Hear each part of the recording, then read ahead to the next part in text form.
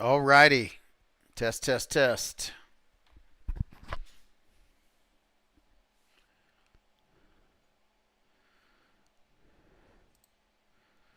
Let's see if we are live.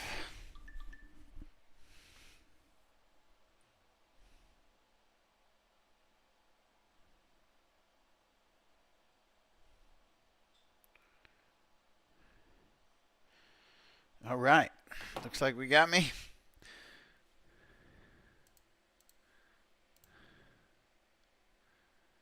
Let me get everything set up. Let me put on a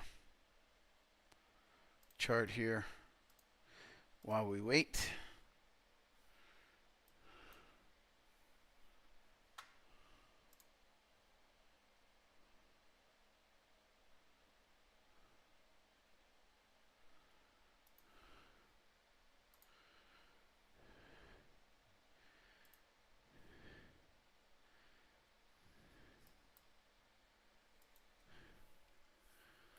And we'll just put on a futures chart while we wait until we get everybody up. I'm going to go to a 5-minute just so we can show the open. And I might draw on this real quick just in case. We got some people that need to look at how to play gap fills. All right, guys. Well, the Super Bowl's pretty much over. I don't know if everybody's watching halftime or not, but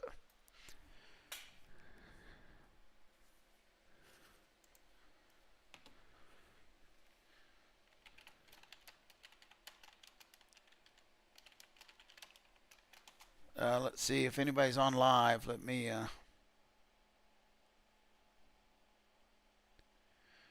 know if y'all can hear me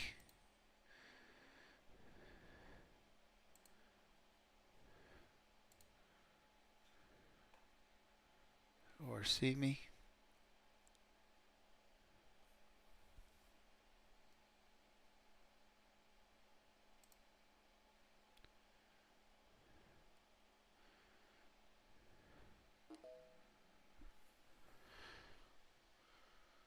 And I'll get started. I don't know if AR is on. Can we put that over in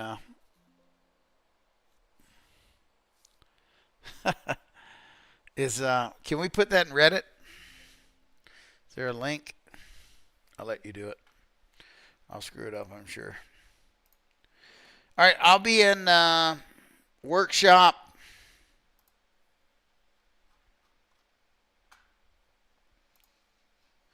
to chat for ITG members.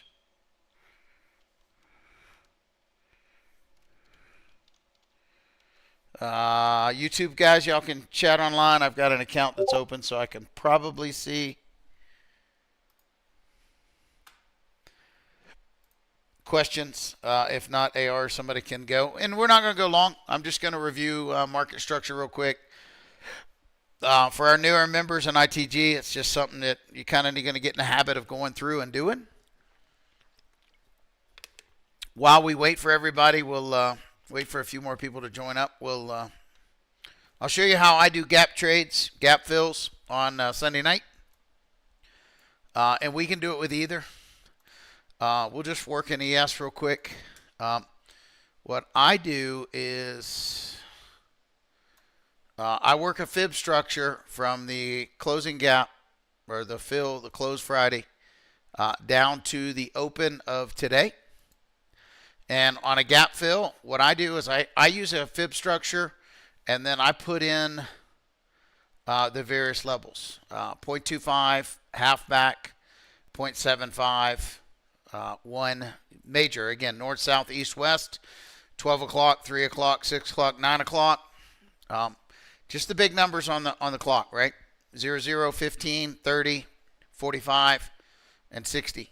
And so I have that template set up as a candle retracement, depending on what color chart I've got.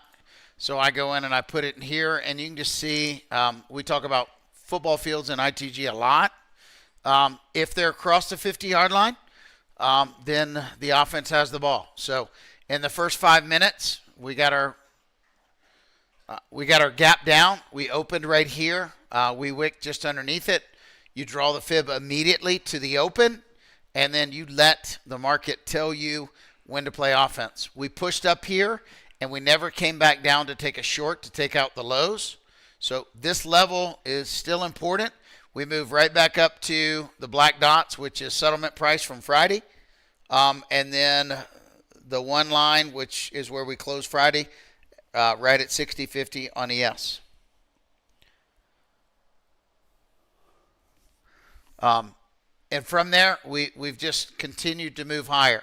Now, if you want to look at a fib structure, I'm going to make that white. I'm going to do another one.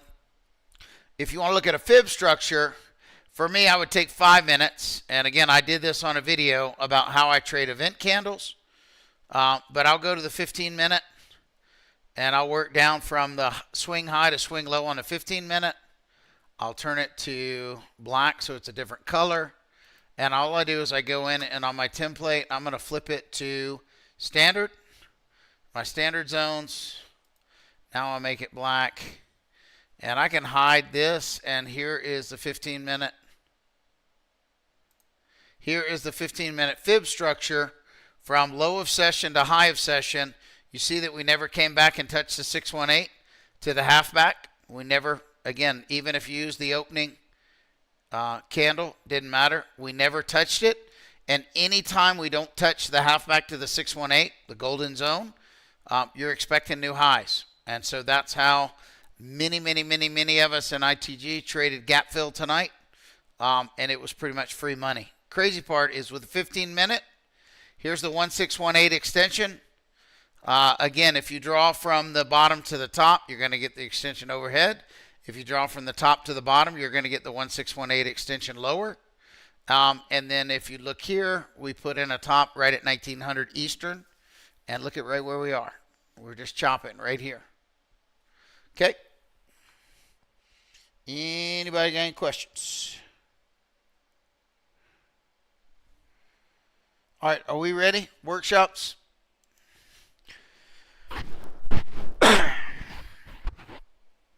Can we get a roll call in ITG workshop?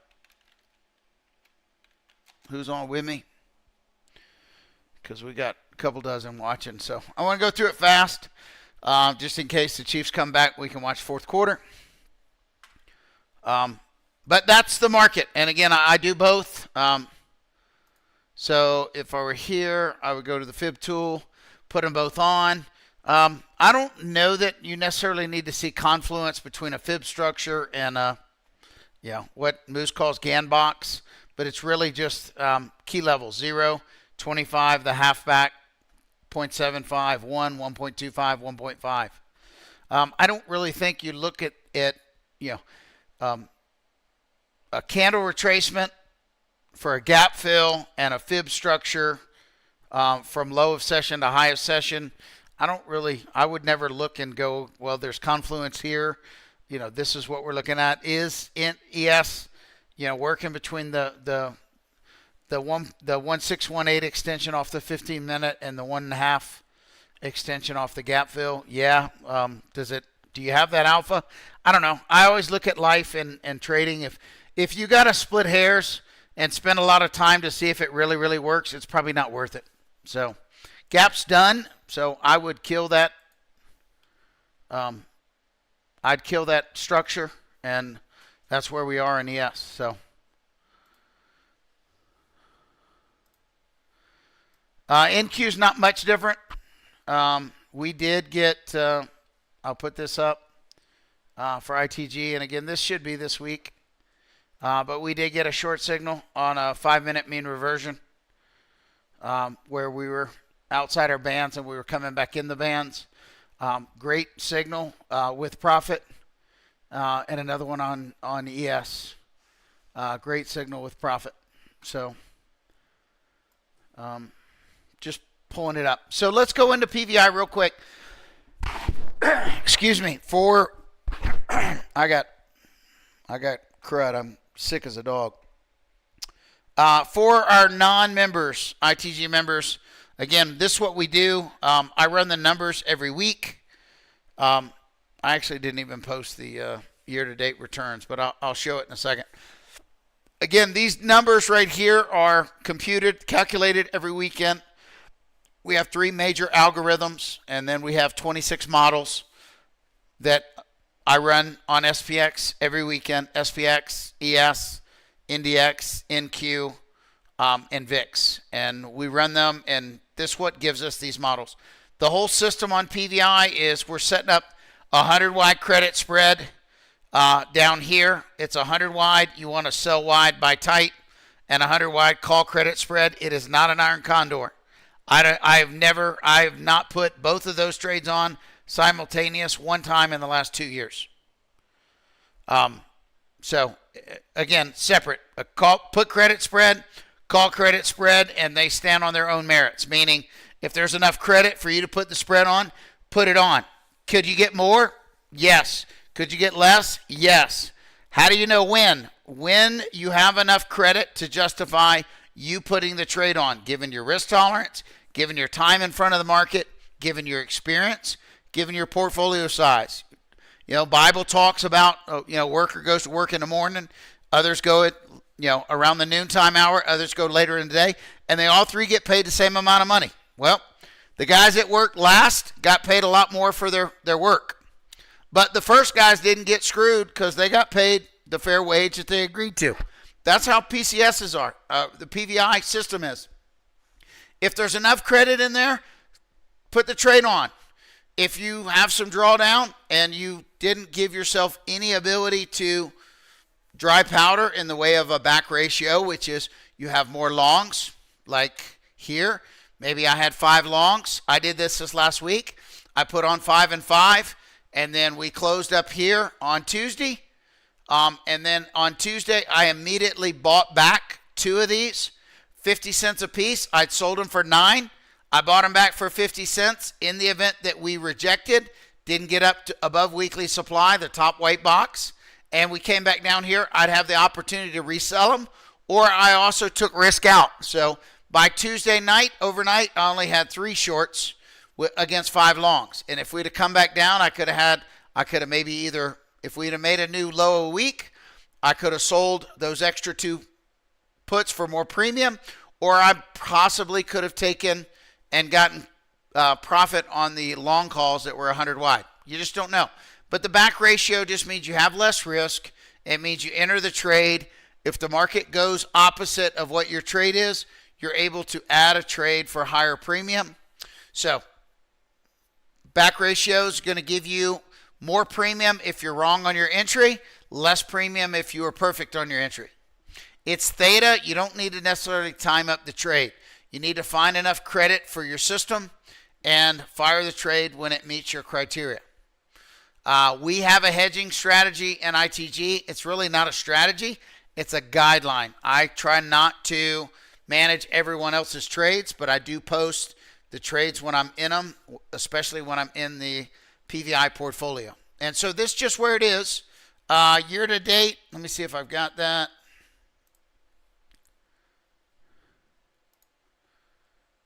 Yep, year to date, here we go. Just real quick, first week we made $3,200. Again, I'm selling 5 contracts at 100 wide, maximum of $50,000 capital at risk, 50,000 capital. So first week, 3,200. Second week, 1,900. Week 3 was 3,800, then 1,400, and then 5,000. And this last week was 3,975. So again, 6 weeks in, and we've already printed, $19,500 on a $50,000 portfolio, guys. So I mean, your return is over 38% year to date if you were just trading a $50,000. The reason I do the calculations based on a 100K portfolio is because I always tell everybody, I don't care how long you've been doing this, whatever your risk is, you should never put more than 50% in this strategy. I know it wins. Here's the annual returns, 92%, 115%. Remember the bear market year? PVI really wins then. 23, 24, even though we're selling credit out of the money, way away from the fire, and the market's been in a raging bull market, we still have gotten close to almost 100% returns. That's why I do Reddit. That's why I do YouTube. That's why I do Twitter. It's the journey to 100%. Again, this thing used to be monthly portfolio, and we were running about 89 to 91% back in the hedge fund days. But again, it's a strategy. Is it something you put a lot of your money into? No. It is a strategy. It's somewhat passive, so that if we don't go down and get these breaches, here's a clinch, here's a clinch, here's a clinch and a blow up where we breached the PVI last year, and then here was a clinch. So we had 4 clinches last year. Again, 52 weeks in a year. If 48 of the 52 weeks are smooth sailing and free to go, and I can earn $96,000 with only putting $50,000 at risk each and every week. I don't know what world y'all live in, but in the hedge fund world, you're in the top, you're in the top 1/10 of 1% with those kind of returns. Is it for everybody? No. Should you size down? Yes. If you're just starting off, maybe 5%, maybe 10% of your portfolio. Maybe you do one. Maybe you use MES instead of ES. Maybe you use, XSP, SPY instead of SPX. There's a lot of different ways to do it. Always do less than you think you should do. Always do less. And then you set your line in the sand with how much credit I need to put that trade on. Again, I don't calculate this until next week, but I have given PVI out to our members, and I'll put them on this chart tomorrow. The white boxes are just our weekly supply demand zone. When we're underneath it, we fall, and when we're above it, we get long. And we had that last week. We opened below it. We traded premium. Again, we got $9 for these puppies. Actually, we're below PVI because we gapped down on Sunday night, which we've gapped down the last 3 Sunday nights. So let's go to market structure real quick. I've got our gravity points. Again, the dip that we saw in January is why we don't have A over B over C, and it's not stacked. If you go to a weekly, let me go to a weekly real quick. You'll see it is really stacked. And again, these gravity points are designed for daily, not weekly. But you can see that's how a bullish market looks. A over B over C, and they're all positive. Now you go down to the daily, and we don't have the same. We do not have the same. This channel comes from, this blue channel comes from way back yonder. And the blue fib is from August lows to this high. I'll stretch it over to this high. Again, I haven't touched this chart since it was down here for us to go fill the election gap, which we did, and I've got that on another chart. But again, and then we've got another gap that was created, and so we've got low of January to what was the high of the year. And from that, what do you see? We went from lows to highs, and here's the half back to the 618. Did we come back down and touch it? Nope. Yes, we did. We gapped down into it last Monday, and that's how people knew to take longs. We gapped down into it the previous Sunday night, Monday morning as well. So we've gapped down into this zone twice, and I'd be looking for this zone to be potentially taken out for us to go complete this gap. Now, real quick, you'll see over here 200-day, 100-day, 50-day moving average, red, white, and blue. So 50 is the red. The orange dots is just a 21 exponential moving average. Red is 50-day moving average right here, and we're still jumping around playing hopscotch over it every week. Here's the 100-day moving average working up high with a positive slope, and here's the 200-day moving average. Then I would throw on, and this is just Lux Algo volume profile. Again, the only thing I really want to see, and I don't like the colors on this, but the only thing I really want to see is where's the point of control? Way down here at 54.74. If you go back, and this is yearly, 252 days, market days. So the yearly volume profile has a point of control right down here, craziest, right by our inflection point. And this would be the first inflection point that the market could hit. The blue I shared with everybody was the lows, and this becomes the next half back to the 618. We've already filled this one, so I'm going to take this fib off. This was there from 2 weeks ago. The orange lines were gravity points from last week. I'd move them to gravity point A for this week. And B and C. And again, we're on a daily, right? And you see how vertical these two are. And these gravity points are on this blue dotted line. And this blue dotted line is the midpoint of this channel that SPX has been working higher. The gap that we filled, again, we filled the election gap, and then we created our own gap right here. Here, I can move this over so everybody can see it. But here's the gap. And the gap lines up with the 100-day moving average, and the gap is, I drag it all the way over to this channel, because in the event that we fail, this is going to be the downside target. And if you look at where the gap intersects the line, we're talking March 1st. So end of month, February, end of month, February, you know, we could get down here. Could we get down here this week? Yeah, absolutely. Anything can happen. I typically put these on and drag these for ITG guys. You got them on your charts. One thing I like to do is put up an SPX chart on the weekends, and I like to mark my gravity points so that over the course of a week, I can watch and see where the gravity points go. See, A and C, we're moving lower. A is already crossed down. Again, if they're not set up, A, B, Alpha, Bravo, Charlie, if they're not set up in alphabetical order from top to bottom, that tells you the market's not 100% in sync. And we got that way back in here. Here's a huge volume node.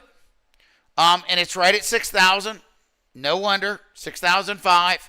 And then just here is the volume profile. And then here is the next high volume node. And look, if you look at the high volume node and you look and you come to the right, and you're like, oh my gosh, there's a high volume node right where the gap fill is. Yep. So we might go close this gap because this high volume node becomes a magnet, a point of interest where the market could move to. Is the market going to sell off? No. I think the lowest PVI we got this week is, right around 5,800. And what's crazy is if you go down to the channel from Friday, and the channel from Friday, it's got the market sitting right at, look where Friday's close intersects the downward channel, the low end of the channel on SPX, right at 5,800. So you kind of have an idea where you're going to sell if you're going to sell premium. I will post the this. Let me see if I can minimize this. So on the high side, we've got two. We've got 4 models that are saying we're going to get around 6125. 6125 is the top gravity point. And then we've got 4 models that are saying that we could climb up to 6190. 6185 to 6190. And that being said, now here's 8, and then here's 6 more models. That's 14. 2 more, that's 16. Here's 17 models. Add in this one, 18. There's 26 total. There's 26 models that are saying we should stay underneath 6190, 6195 on SPX. So you start thinking about 6,200. We'd be at all-time highs. And above 6,200, there's realistically only 2, 4, 5, 6. There's 6 models that are saying above 6,200. Probably not likely. And then this one way over yonder is 2 times the expected move of the volatility surface that I run off SPX. Not 2 times the expected move off SPX. 2 times the volatility surface. But you see this detachment? This just tells me that this is an outlier. It's not a factor this week. Down to the low side, let's look down here. We've got 7 of the 26 models, right? Just under a third of the models It's saying we could move all the way back down to 58.45. Well, what's at 58.45? You work right over here and you're like, holy shit, 58.45 is gap fill. So we got 7. This is 3. That's 10, 14, 16, 19. We got 20 models that say we're going to gap fill this week. So I know we gap lower. I know we ran and we filled the gap. And everybody's like, oh my gosh, PVI's over. I missed my trade because SPX markets weren't open on IBKR yet. And we ran X number of points. Guys, do not get in the habit where you think you have to put on a trade Sunday night. If you miss Sunday night, we've got Monday during RTH. If we miss Monday, it's okay. At some point this next week, let me look at the futures real quick. ES futures are up 14 points. We were down 57 SPX on Friday. We've caught back up 14 of the 57 we were down. At some point this week, we're going to breach the upside of weekly supply on SPX, or we're going to break weekly demand on SPX.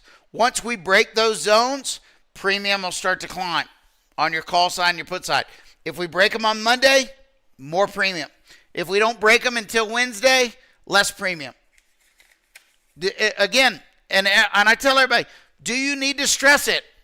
Guys, when the whole PVI system's giving you 100% return over the course of a year, you're getting over 8% a month. You don't need to force trades. If there's not enough premium, for the love of God, do not size up to get your income. That is the worst thing. If there's not enough premium, there will be. Okay, the best time to trade PVI is last week when we gapped down and the premiums were 7, 8, 9. Some of our new members, they wanted to do it. I mean, with their whole being, they wanted to sell premium, but they were scared. Good. Respect the markets. Hate to lose money. You're going to have 52 weeks to do it. You do not need to sling off a trade that you're not certain about. That's why I say trade less exposure, less contracts than you think you should. When the premium is extremely rich is the best time to size up. Now, if the premium is real rich like it was this week, I think we got, $12? The next morning, Monday, I mean, I felt like a genius. I got $12. I got 9 when I was streaming. I got 12 at midnight after we were done streaming. The next morning, they were at 16. So what do? We just tell everybody, look, if PVI was paying 16, I don't remember where PVI was this week. This week. Not last week, this week. We had the huge gap down. If PVI was paying $16, what do? You slide way down the option chain until you can get about $8 for it. And you're like 150 points outside of PVI. PVI has breached by 100 points one time since 2018. We've never breached by more than 100. Just one time. And that was week 3 of 2023, I think. 2023.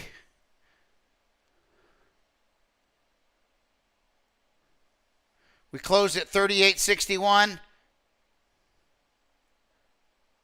I don't know if that's right.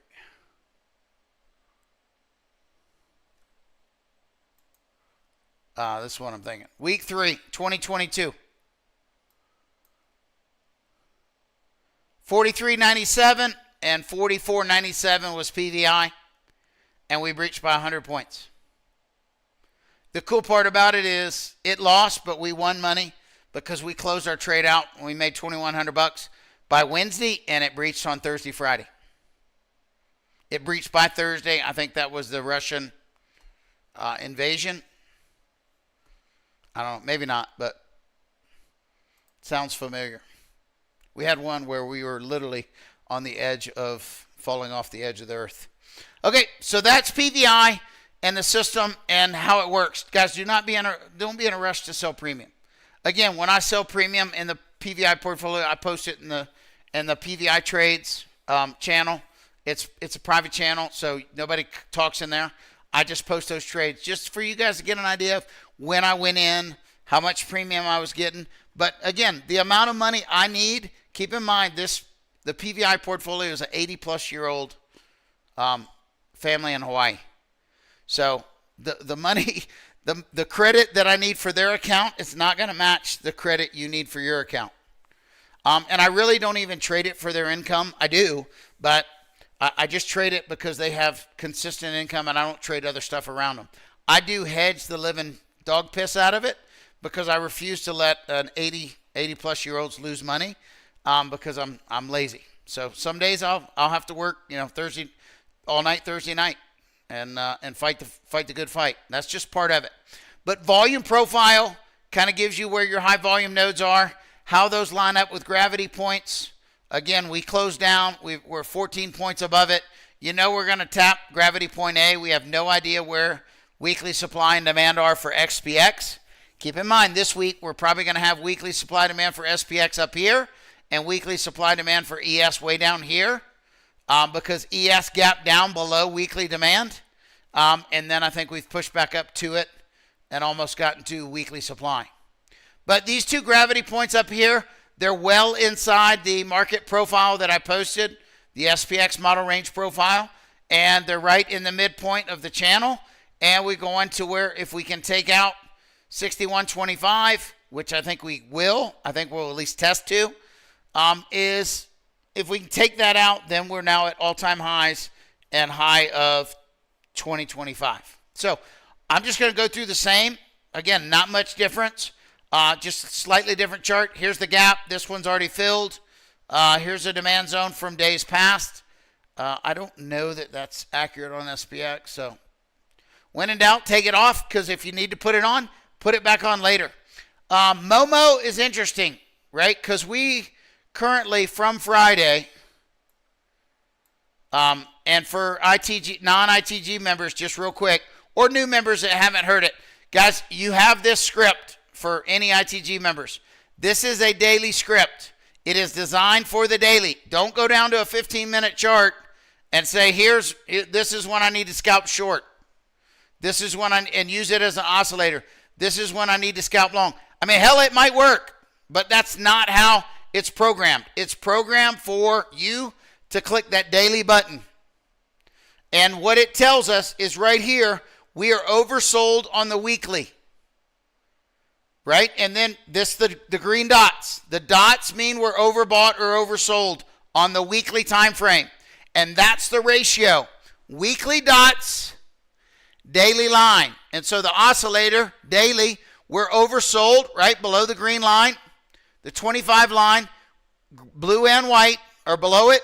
We're oversold here on the daily, and we're oversold on the weekly. And it was the day after we put in a bottom.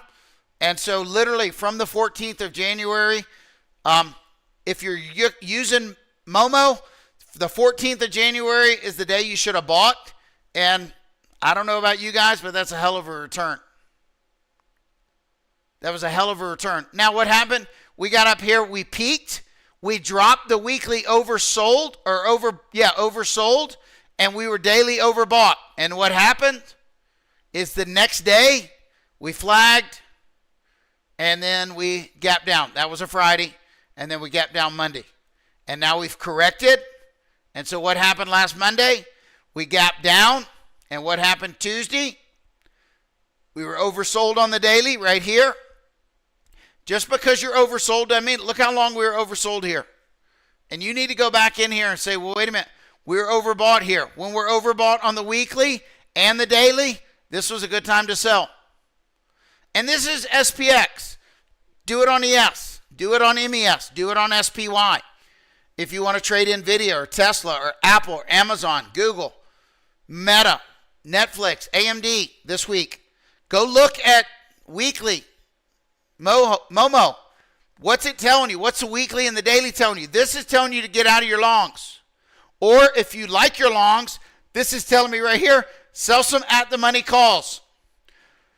If I like my longs and I want to keep my longs on, sell some at the money calls. Did we go down? Yeah, for a couple days, and then back up, and then back down, and then back up, and then really back down until we got rid of this weekly overbought condition. So if you sold calls against your position right here, your calls expire that month at the end of October.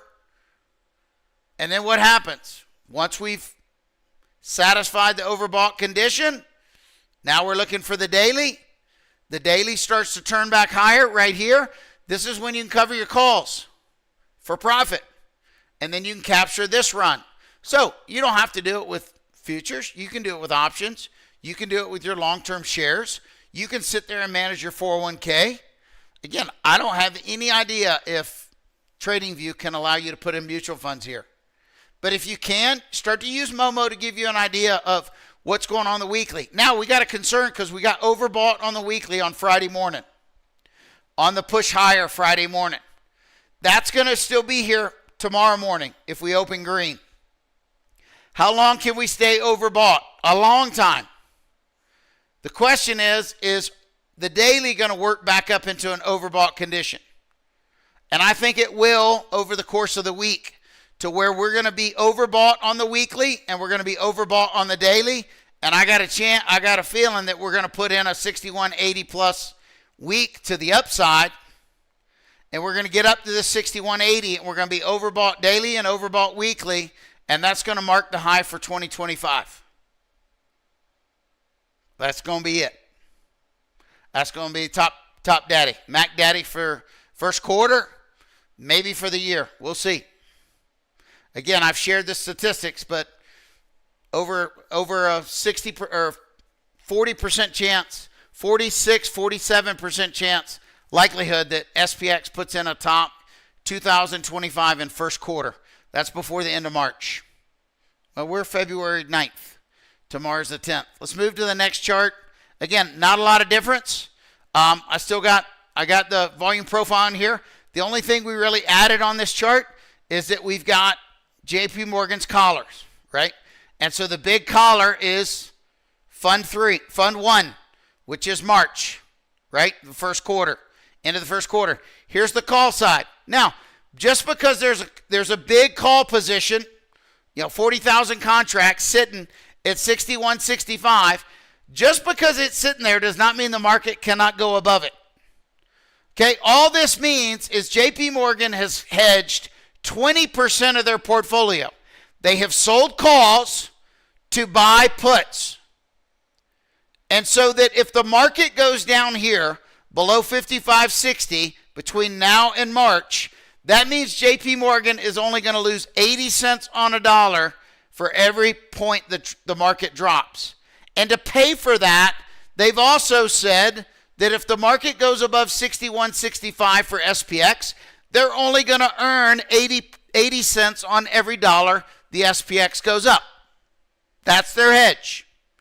They're giving up 20 cents for every dollar the market that moves up here, so that they lose 80 cents on the dollar. They save 20 cents on the dollar relative to the rest of the stock market. They do this every month. So here's February and April. Okay, and it's sitting at 57.10, 57.15. Here is February and April, and it's sitting all the way up at 6,300, 6,340. Is there a chance we're going to get up into here this month or this week or next week and then come back down? Absolutely, and might be very, very likely. Now, the concern that we have, but I just show everybody this is because this right here at 61.65, this is the largest retail position on the chart, on the option chain, because it's the largest fund that has SPX options. So it lines up with gravity point C. Is there a chance we get up to it and we reject from it? Certainly. There certainly is. And then you go to market structure. I already talked about Momo coming down. Again, from Friday. Oh, I got to be careful. I'm on a 4-hour. Oof. Could have been deadly. Don't use gravity points on the 4-hour. We got Momo turning down on the daily. We got a gap below us on the daily, right at the 100-day simple moving average. And our gravity points are not stacked Alpha, Bravo, Charlie, but they all three do have positive slopes. As long as these three have positive slopes, any sudden drop to a support level, that's a buy the dip. Now, could we keep on dipping? Sure, we could, because Momo's pointed lower. The biggest concern I would see on SPX is that we've made all-time highs, January, higher low, lower high, lower low, lower high. So right now, we're working on 3 lower highs, 2 lower highs, and we're working on 2 lower lows. And so SPX is starting to draw a channel, starting to work a down channel.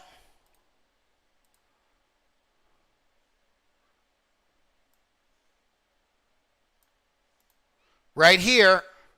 Again, I don't like drawing them that way because I'm like, if this channel is valid, what I should be able to do is I should be able to clone it, and I should be able to drag it, and I should be able to intersect key levels, key supports. And you want to tag it to that one, but you might need to tag it to this one. And if you tag it to this one, you're tagging it to the gap. Well, we got a gap right here, even though we've already filled it. And again, so you just start looking for channels. You start looking at gravity points. You really, really, really got to be aware of the JP Morgan's collars because they matter. 21 EMA, 50-day simple. Again, that's supportive. If we drop down to it, the 50-day moving average is supportive on SPX. But again, we don't have any idea. Is Momo going to carry us lower? Are we going to come down and retest the 50? Are we going to fail the 50 and take out this swing low and test this channel? Maybe. Are we going to breach this channel to the upside, jump up into these gravity points? Maybe. The hedging doc is in. Oh, okay. He's asking. And I can talk to you guys, ITG specifically about it. I know there's some non-members. Anybody on YouTube got any questions? Anybody want to see anything? Like, hey, can you talk about this?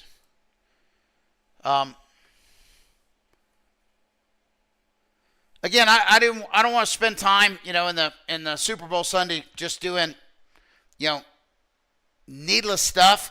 But again, it's just, you're just building tools and using tools to look for confluence. I do a lot of fib structures. I don't trade off fib structures. I do intraday. I do it on event candles. But, if I go and pull up, I probably shouldn't do that tonight. That's another workshop. But I'll show, at some point here, I'll show how I managed, portfolio assets, in an option hedge fund over, 120 million, 127 million in a advisory institutional portfolio. We were over 680 million, and how I would look and keys I would look to. Hey, this is where I'm going to add positions. This is where I'm going to liquidate positions.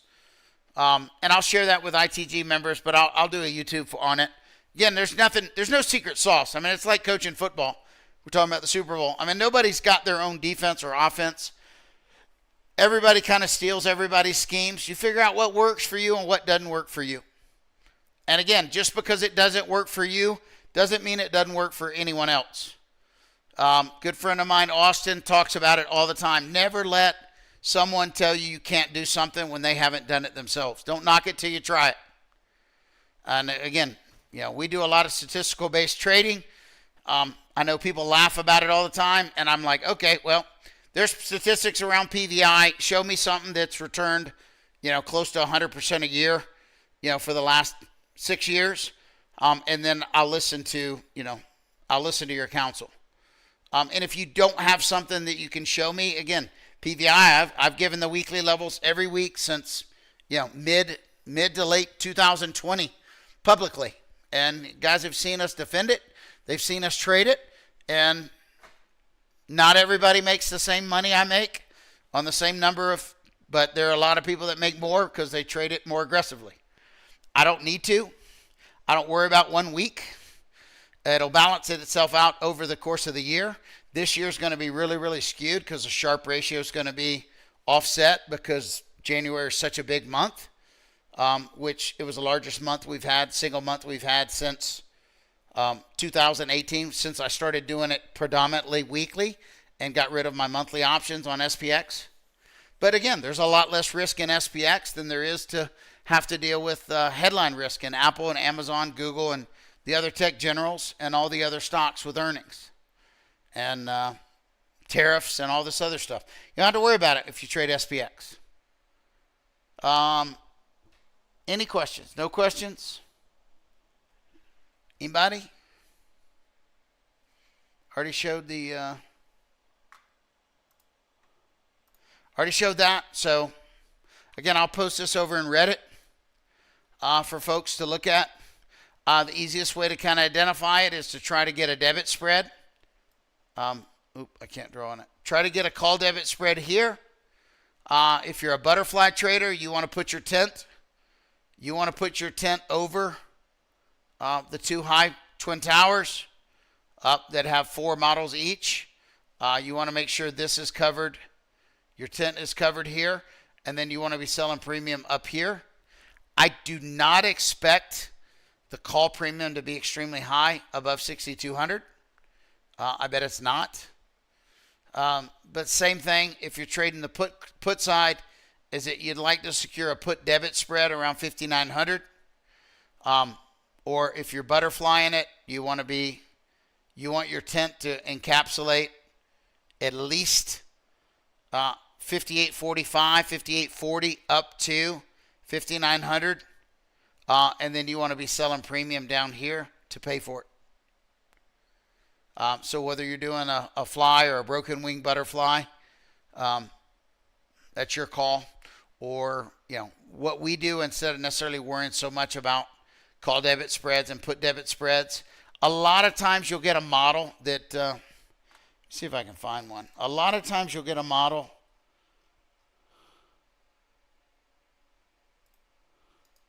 We had one last week.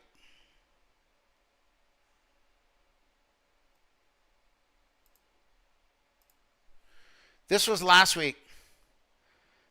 You'll get a model where you got a profile, and then you got a gap, and then you got a bigger profile. And so this is absolutely just priceless. Put in a debit spread here. Put in a fly here with a tent to cover, and then sell a ton of credit up here. With the intent that sometimes you can make profit here. You make a little bit of profit here, and this absorbs your risk, and this pays for the whole trade. But again, that's just it's different every week, and that's the beauty of it. Now, vol surfaces are a lot different this week. We do have breach alerts on NQ, NDX, and VIX. Not only VIX, but VXN, VVIX. So all the vol surfaces are ripe for standard, probably for the Trump administration, that the market's going to move. And so we could see an expansion of volatility. We'll know it with Momo turning down. We'll know it when we fail gravity point A, or if we tap it and reject it and we can't work up to this zone. We'll know it from weekly supply demand on SPX. Where are they tomorrow? We'll know that at the open, and then we'll be looking. If we hit R2 on a Monday or a Tuesday, you guys know you're going to be able to sell call credit spreads for bank, and a lot of people are going to be panicking. I don't want to sell, call credit spread because the market's just vertical. Well, that's why we have ranges, and that's why we have a model profile to kind of tell us where to expect it. And we also got these huge JP Morgan collar, these huge anchors, and the March one is the big dog. And so 61, 66, it doesn't mean this is a call wall. It doesn't mean it's going to be resistance immediately, but it is a big one, so that if we fly past it, we're probably going to come back to it. And again, so we'll find out. I don't know that I really like this trend line on here, but we have had. You just got to make sure that we have 3. I don't leave this stuff on my chart. I do it on the weekends. I move it around a lot. I don't want anything on my chart that I can't look at tomorrow on a split second, if I got to go sell call credit spreads, 0 DTE, 1 DTE, or sell them for Friday, I don't want anything on my chart. And I got a lot of charts. You get to where you got, 12 plus monitors and you got charts coming out your ears. I don't want to see any chart that's got something on it. I have to sit and look and figure it out. Sweet Blood, one of our members asked if we had more breaches 2018 to 2020. We did not. 2018, we had a recession. I was still doing monthly. And so because of PVI system was set up for basically the vol surfaces were, 21 to 30 days. And so we had much more longer term volatility. Again, I think people misunderstand volatility. When you look at VIX, you're only talking about options that are 30 days plus. And so, now we've got 0 DTE, we got 1, 2, 3, 4, 5 DTEs. We've got 10 DTEs. We got 14 DTE strategies. We got 21 DTE strategies. We got 30 DTE strategies. None of those are comprised around VIX, but they are comprised around volatility structures, VIX futures, volatility futures, not VIX futures, just volatility futures. And so, again, not to get into, the billionaire I used to manage money for, he was the original volatility trader on the market. He did 24% of the average daily volume on volatility himself. And so understanding how we work through contango and backwardation on vol surfaces, this was back when the VIX would do a reverse split. And so you could take a blow up when the front month went into backwardation over future months in advance, and you could inverse it because you knew that the time value would come off because the reverse split had to happen. And I mean, this again, we're talking about a guy that was, trading, $200 to $300 million on vol surfaces. And so the understanding was a lot different back then. But people just don't understand that if I'm trading 5 DTE, does VIX really matter? And I think a lot of new traders think VIX is everything. Now, does VIX show you what people are doing long term? Yes. Do people watch VIX futures? Yes. Do people watch Gamma? Yes. Do they all impact? They do. But like I tell ITG guys, you're not going to learn to juggle if somebody hands you, a basket of 8 balls and you pick them all up and start slinging them in the air. It's little by little, one thing at a time. And no one is asking you to become a volatility master. And it's a crowded trade now. It didn't used to be. It used to be wide open. But now that we have 0 DTE, and now that we have, 45 and 60 day strategies that as they come into 30 to 21 days, we have automatic profit takers, Tasty, and they're working those strategies. Well, guess what happens when we get to 21 days from a 45-day trade? People start closing them. And guess what? That shifts volatility around. And so then you start looking at, now IC Man and different strategies that go on the daily that it's really hard to stay current with, what's the strategy. And so you don't need to follow everything. You don't need to be a rocket scientist on volatilities, 5-day, 7-day, 9-day, 10-day, 20-day volatility, 30-day volatility, and then into VIX and looking at ratios and all this. You don't have to do all that stuff, guys. You need to find a system that works, that you're comfortable with, and then how can I set up parameters and boundaries so this system's not going to take me out in one trade. I know a lot of people, they still like to, we get in a spot where, like this week, VIX is in a breach alert, but it could breach either side, the high side or the low side of PVI. We don't know which.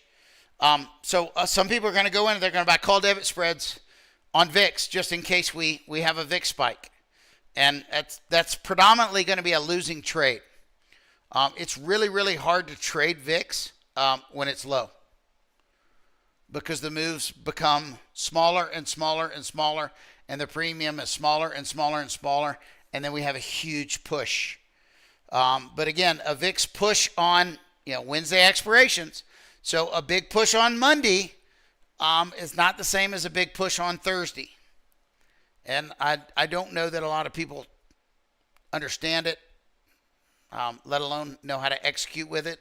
I don't think it's a entry-level trade, personally.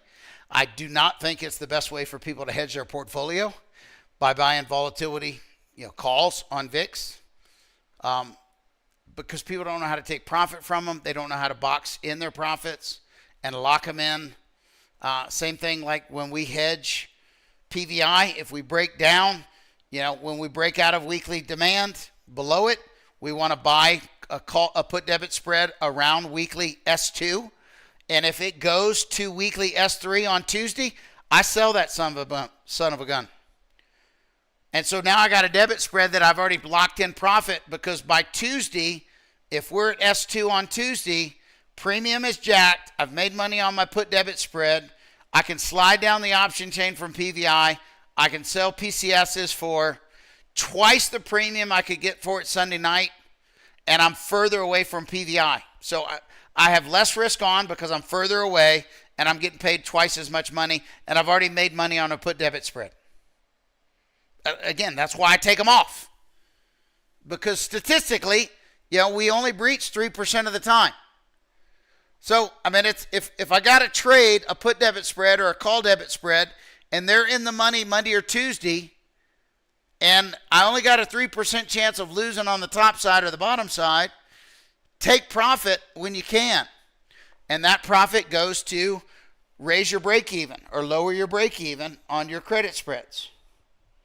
But the best case scenario is that we get in, you buy a passive put debit spread at weekly demand, call debit spread at weekly supply for $1.25 each. The market moves higher. You close out your call debit spread. You leave your put debit spread on. You leave your PCS on. You sell your CCS. And then the market comes back down, and maybe we close Friday below weekly demand, and you make money on a call debit spread, a put debit spread, your call credit spread, and your put credit spread. It's all profit. Now, do those happen a lot? No. Do they happen some? Yes.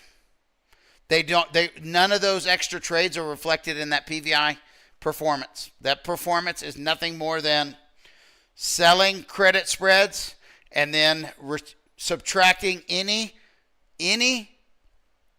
hedges that go in that cost money are subtracted. If hedges go in and I make money on the hedges, I don't add that extra premium, those extra profits. That's how that PVI portfolio went from 100K to 407K. And now they got it set back down at 200,000. But again, it's just one of those. I'm rambling now. Anybody got any questions? I didn't see any come in through YouTube. It might be mostly ITG folks. I don't know. Andrew, I don't know if that answered your question or not. But the document, I'm not going to walk through it this week. Tomorrow morning after the opening drive, actually after the opening range, we'll get our 10 o'clock. Between 10 and 10:30, I'll cover, okay, this is where SPX PVI is. This is where weekly supply, weekly demand is, weekly R2, weekly S2, R3, and S3. Those are the trend killers, the weekly zones. And so, we talk about it often. I was going to put up a chart, but I don't have the chart I need to share with.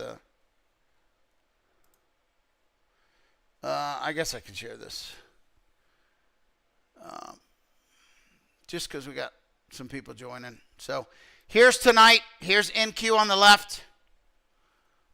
Again, we gapped down below weekly demand. We all went long. Not immediately, but everybody that wasn't long was long at 21,500, 505. Here's ES. We gapped down. We hadn't hit it yet on ES. Weekly supply. And again, these levels, guys, ITG folks know, but they're I mean, it's the easiest way for me to tell you who's on sides. When we break out of the box, if we break out of the box to the upside on both ES and NQ, you're 100% long for gravity points. If I go ES, let me do NQ. If I go NQ, maximize it, and I go to the day,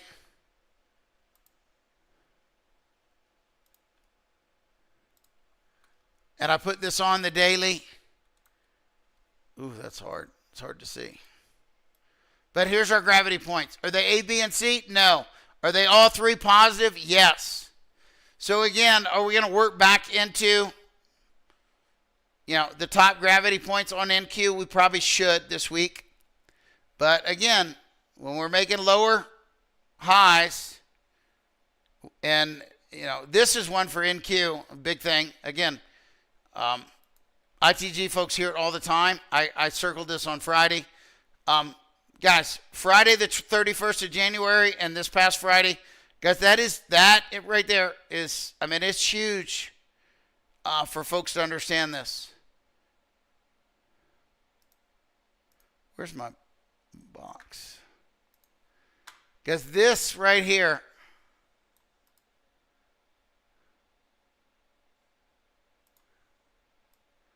equal highs.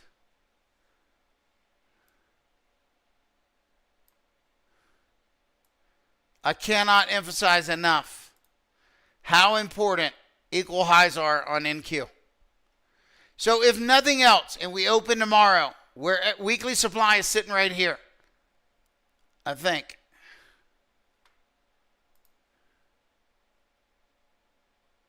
Come on, calculate quickly. Yes, weekly supply is sitting right here. Here's our equal lows up here. 969 from 683. So y'all know how I called that 300-point drop Friday morning. ITG dude, because I was banging on the table. Do not take longs. If you do, you better have a tight stop. We are going to go higher to go lower. We went higher in the opening drive and shoop. And again, some people knew we got short at 961, 962, and literally made over 200 points in a matter of minutes. 200 NQ points. But as soon as we breach this, then it's game on. Weekly R2, equal highs, weekly R3. Could we get up here and stall? Yep. If we get up here by Tuesday, then guess what we're going to start doing? Then we'd be selling, playing the opposite side of NQ. But tonight, what did we do? Open below weekly demand. I know ITG members immediately went and bought calls at 683, 685, 680 on NQ. Why? Because as soon as we filled the gap, now, did we expect to hit weekly demand to weekly supply in one night? Nope. But the chances of us going inside this box every week is 100%, 99.978 or something stupid, basically 100%. The chances of us hitting SPX, ES, hitting both weekly demand and weekly supply, statistically, are 64%. However, Nick shared this with you guys tonight. If we hit one of these levels on a Sunday night, either weekly supply or weekly demand, now it becomes a 71% probability that we hit both for the week. And we've already fulfilled it on NQ. That's a beautiful thing. ES, again, we're still trucking along on ES here. I got to get gravity points off and just be in a habit, guys, of closing. In the event that you get off a daily, get rid of your gravity points. False sense of security having those things on there. But there's not much else to do. There's not much else to even talk about. Again, we're looking for ES to tap this maybe tonight, sometime probably towards Europe. And then we'll see if we have a 3 or 4 a.m., 5 a.m. Eastern time potential reversal. Back down inside the box. I mean, it's in the box now, but back inside the triggers, back towards settlement. And so that's kind of the way I would be trading the market this week. But again, like I told you, I went long on Friday, sold calls, in the money calls on Friday. We gapped down. I covered some, but I couldn't get them all covered. And again, they were the 500 covered. They were the 500 calls. And I was long at 21,590. 21,592. And guess where I sold my call? Guess where I sold my future? Damn right. 682. So I made 90 points on NQ here. 2 of them were naked. So again, big contracts, 90 points, 180 NQ points while I'm watching the Super Bowl.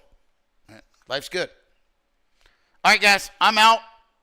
I'm not sure how long we've been on, but 'tis time. Guys, hit me up on Reddit, Twitter. I post a lot more on Twitter than I do on Reddit, and I'm there, more responsive. I'm not in Reddit during market hours usually, and so if anybody DMs me there, I'm not going to see it. It's just not something I check all the time. So with that, guys, have a good week. Market structure. We're going to sell premiums tonight, first thing in the morning, for the ITG folks. And let's make it a great week.